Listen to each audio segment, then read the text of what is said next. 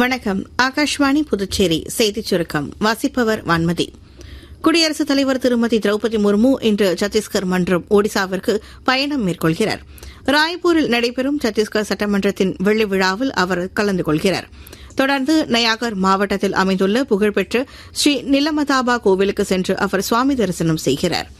மேலும் ஒடிசாவின் நயாகரில் நடைபெறும் பாரதிய பிஸ்வபாசு சபர் சமாஜ் நிறுவன தின விழாவில் அவர் தலைமை விருந்தினராக கலந்து கொள்கிறார். பிரதமர் திரு நரேந்திர மோடி நாட்டு மக்களுடன் தனது எண்ணங்களை பகிர்ந்து கொள்ளும் 120வது மன் கி பாத் நிகழ்ச்சி ஆகாஷ்வாணியில் வரும் 30ஆம் தேதி ஞாயிற்றுக்கிழமை காலை 11 மணிக்கு ஒலிபரப்பாக உள்ளது. இந்நிகழ்ச்சிக்கு பொதுமக்கள் தங்களது கருத்துக்களையும் ஆலோசனைகளையும் வரும் 28ஆம் தேதி வரை 1800117800 என்ற கட்டணமில்லா தொலைபேசி எண் வாயிலாகவோ அல்லது நமோ செயலி மற்றும் மைகவ் இணையதளம் வாயிலாகவோ தெரிவிக்கலாம் என அறிவிக்கப்பட்டுள்ளது. தேசிய தேர்வு முகமை நடத்தும் மத்திய பல்கலைக்கழகங்களின் இளநிலை பட்ட படிப்புகளுக்கான கியூட் நுழைவுத் தேர்வுக்கு ஆன்லைன் மூலம் இன்றிரவு வரை விண்ணப்பிக்கலாம் என அறிவிக்கப்பட்டுள்ளது. கனடாவின் புதிய பிரதமர் திரு மார்க் கர்னி வரும் 28ஆம் தேதி திடீர் தேர்தலுக்கு அழைப்பு விடுத்துள்ளார்.